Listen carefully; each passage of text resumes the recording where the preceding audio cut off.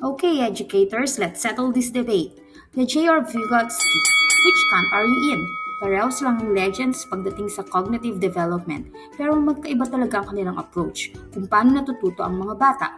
Instead of choosing kung sino ang winner, mas maganda siguro na intindihin natin ang differences ng kanilang perspectives para magkaroon tayo ng mas malinaw na picture kung paano natututo ang mga bata. So the question is, Team Piaget ka ba or Team Vygotsky? Both Piaget and Vygotsky are constructivists. Ibig sabihin, naniniwala sila na ang mga bata natututo sa pamamagitan ng pagbuo ng sariling understanding tungkol sa mundo.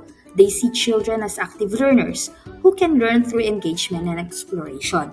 Para kay Piaget, ang bata ay parang little scientists. Natututo sila sa pamamagitan ng pag-explore at pakikipag-interact sa environment habang naglalaro at nag-experiment. Binubuo nila ang kanilang understanding sa kung paano gumagana ang mundo. Magandang araw! Today, we will witness a friendly debate between two famous theories in child development, Vygotsky versus Piaget. The question is, how do children really learn? Para kay Vygotsky, ang pagkatuto ng bata ay nangyayari sa pamamagitan ng social interaction.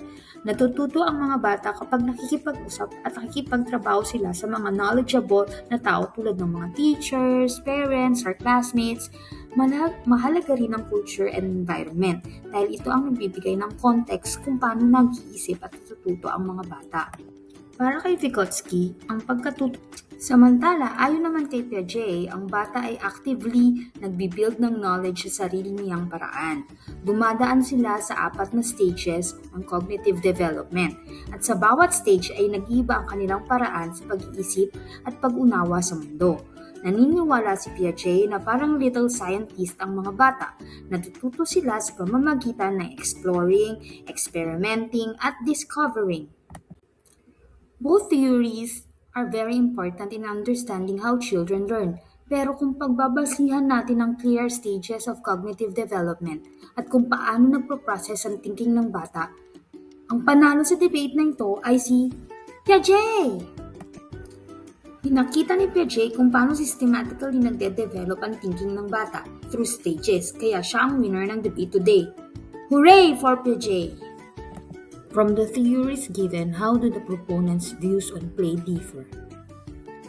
Para kay Piaget, ang play ay nagpapakita ng courage stage ng thinking ng bata. Samantalang si Vygotsky ay play ay tumutulong para ma-push ang mga development ng bata through social interaction. Para kay Piaget, ang play ay paraan para mag-practice at ma-strengthen ng bata ang mga bagay na alam nila. Kapag naglalaro ang mga bata, kinoconnect nila ang mga bagong experiences sa existing knowledge nila through assimilation and accommodation. Sa paulit-ulit na play experiences, naaabot nila ang equilibration. Then, unti-unting nawawala ang pagiging egocentric ng bata through cognitive decentering, kung saan natututo silang makita ang perspective ng ibang tao. For Vygotsky, pinapaliwanag niya na mas marami pang kayang gawin ng bata kapag may support mula sa adults or peers sa loob ng zone of proximal development. Importante din ang private speech kung saan kinakausap ng bata ang sarili niya habang naglalaro. Nakakatulong ito para mag-guide ang actions nila.